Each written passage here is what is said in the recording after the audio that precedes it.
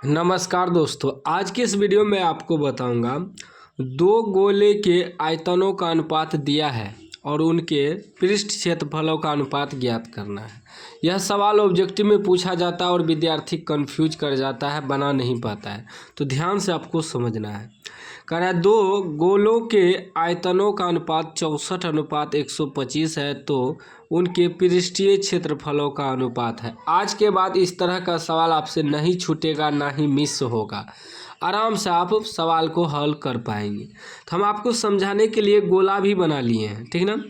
तो दो गोला है, एगो का त्रिज्या छोटी आर मान लिए हैं, एगो का त्रिज्या बड़ी आर मान लिए हैं, ठीक ना, ताकि समझ में आए आपको बेहतर तरीका से। अब देखिए, दो गोले के आयतनों का अनुपात दिया है 64:125। मान लीजिए एगो का 64 है आयतन, एगो का 125 आयतन है, ठीक ना। तो हमें उनके पृष्ठ क्षेत्रफल का अनुपात कर रहा है निकालने। तो सबसे पहले हमें आयतन से त्रिज्या मालूम करना होगा। जब त्रिज्या निकल जाएगा तो हम पृष्ठ क्षेत्रफल का भी अनुपात निकाल लेंगे। देखिए, गोले का आयतन का सूत्र क्या होता है। गोले का आयतन, गोले का आयतन का जो सूत्र होता है 4/3 पाई आर क्यूब, यह सूत्र होता है, ठीक ना। और हमें निकालना है पृष्ठ क्षेत्रफल। पृष्ठ क्षेत्रफल जो होता है सूत्र, उसको समझिएगा। गोले का पृष्ठ क्षेत्रफल, पृष्ठीय क्षेत्रफल, इसका जो सूत्र होता है, इसका सूत्र होता है 4 पाई आर स्क्वायर, ठीक ना।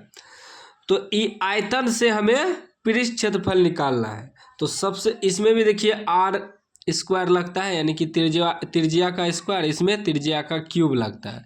तो हमें पहले त्रिज्या मालूम करना होगा। लिखेंगे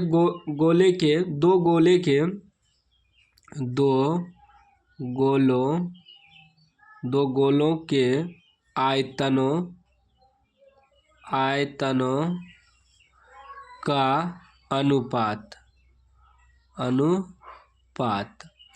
कितना दिया है, 64:125। तो दो गोलों के आयतनों का अनुपात दिया है 64:25। तो एक गोले का आयतन क्या होता है, 4/3 पाई आर क्यूब। तो इसके आयतनों का अनुपात है, आयतनों का अनुपात का मतलब क्या होता है, बटे, ठीक ना। जैसे यहाँ दिया है 64:125, मतलब 64/125, ठीक ना। तो ये दोनों गोले के आयतनों का जो सूत्र होगा उसको भी बटे में रखेंगे, अनुपात में रखेंगे। पहले एगो का रखेंगे, आयतन का सूत्र होता है 4/3 पाई आर क्यूब, यानी कि इसका रखें बटे में, फिर इसका सूत्र 4/3 पाई आर क्यूब। तो आर यहाँ बड़ी आर का क्यूब देंगे, ठीक ना, क्योंकि बड़ी आर इसका त्रिज्या माने हैं। अब देखिए 64 अनुपात कितना दिया है, 125, ठीक ना। अब देखिए 4/3 दोनों कट गया, बटे में पाई भी कट गया। क्या बचा, आर क्यूब, छोटी आर क्यूब बटे बड़ी आर क्यूब बराबर 64/125, ठीक ना, बचा ना। अब यहाँ से क्यूब हटाएंगे तो इस पर घनमूल हो जाएगा, या ऐसे भी लिख सकते हैं आर क्यूब बटे बड़ी आर क्यूब बराबर 64 को हम लिख सकते हैं। देखिए कैसे, 4 चौके 16, 16 चौके 64, यानी कि 4 पर पावर 3 भी लिख सकते हैं। और 125 को लिख सकते हैं 25 गुना 5 गुना 5, 25 पचे 25 पंचे 125, यानी कि 5 का क्यूब भी लिख सकते हैं। तो 64 हो जाएगा आपका 4 का क्यूब बटे 125 हो जाएगा 5 का क्यूब, इसका पावर 3, इसका पावर 3, इसका पावर 3, इसका पावर 3 कट गया। क्या बचा, आर बटे बड़ी आर बराबर 4/5। अब देखिए हमें इसका भी त्रिज्या मालूम हो गया 4 और बड़ी त्रिज्या भी मालूम हो गया 5, यानी कि त्रिज्या का अनुपात अब हमें मालूम हो गया 4:5। यह त्रिज्या का अनुपात मालूम हुआ। यदि सवाल में कहता पृष्ठ क्षेत्रफल नहीं देके कह देता त्रिज्या का अनुपात निकालने, तो यहाँ आंसर निकल जाता 4:5। लेकिन हमें पृष्ठ क्षेत्रफल का अनुपात निकालना है, तो पृष्ठ क्षेत्रफल का सूत्र क्या होता है, 4/r² होता है ना। इस सूत्र पे बैठाएंगे तो लिखेंगे यहाँ दो गोलों के पृष्ठीय क्षेत्रफल का अनुपात,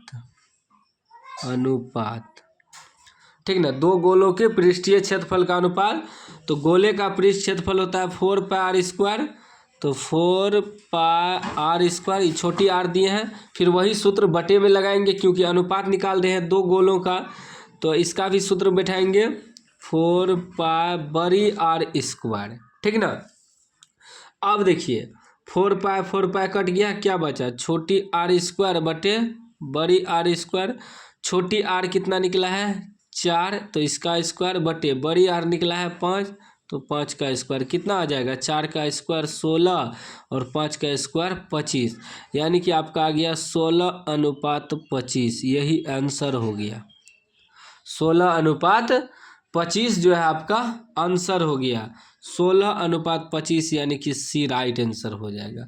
तो इस तरह का सवाल आपको इस प्रकार बनाना है, ठीक ना। कोई भी सवाल दे, आयतनों का अनुपात दे दिया है, त्रिज्या निकालना है, तो उसका सूत्र बैठा के निकाल देंगे।